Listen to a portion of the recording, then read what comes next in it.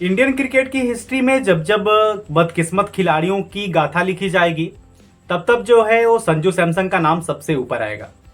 मतलब गजब कहानी है संजू सैमसन की। 10 साल से वो आदमी खेल रहा है और कहीं भी ड्रॉप करना होता है तो सबसे पहला नाम जो है वो संजू सैमसन का होता है। टीम इंडिया के ओडीआई फॉर्मेट में साउथ अफ्रीका के हिस्सा थे, उसमें उन्होंने शतक लगाया। फिर उनको ड्रॉप कर दिया जाता है। T20 खेलने का मौका मिला तो वहां पर भाई साहब जो हैं वो 0 पर आउट हो गए। टेस्ट क्रिकेट में इनको कंसीडर नहीं किया जाता है। और सबसे बड़ी हैरानी तब हुई जब दिलीप ट्रॉफी में 60 खिलाड़ियों का नाम आया और वहां पर उन्हें मौका नहीं मिला। 60 खिलाड़ियों की लिस्ट आई थी जिसमें संजू सैमसन का नाम नहीं था। फिर संजू सैमसन को टीम में जगह दे दी जाती है, संजू सैमसन को टीम में डाल दिया जाता है। तब जब ईशान किशन को चोट लगी, लोगों ने कहा चलो भाई ठीक है, देर से ही सही दुरुस्त आए। बीसीसीआई ने मौका दिया है।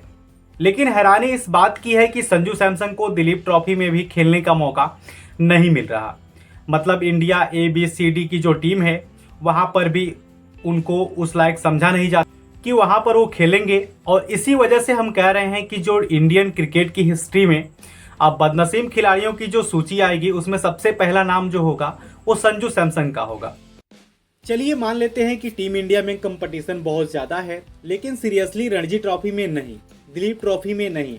मतलब गजब है, यहाँ भी संजू सैमसन जगह डिजर्व करते थे। लेकिन ओवरऑल टीम 4 टीम बन रही हैं और 4 टीम खेल रही हैं, वहाँ मौका नहीं मिल रहा। डोमेस्टिक क्रिकेट में भी उन्हें बेंच गर्म करनी पड़ रही है, सेवा करनी पड़ रही है, पानी पिला पिला के। और संजू सैमसन को दिलीप ट्रॉफी 2024 से पहले सेलेक्ट नहीं किया गया था।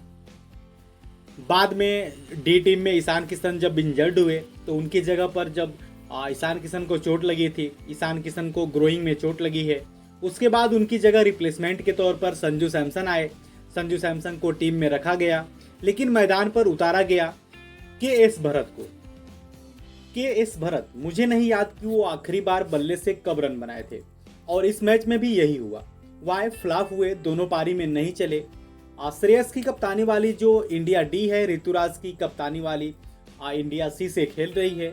और इसी मैच के दौरान KS भरत को प्लेइंग 11 में चुना गया था संजू सैमसन के जगह पर।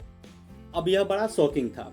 मतलब आप इंडिया खेलने का ख्वाब देखते हैं, आप इंडिया के लिए जो लॉन्गर फॉर्मेट है उसमें शतक मार के आते हैं और आप 60 खिलाड़ियों की लिस्ट में नहीं होते हैं, तो ये बड़ा लेकिन जो भी है यही सच है।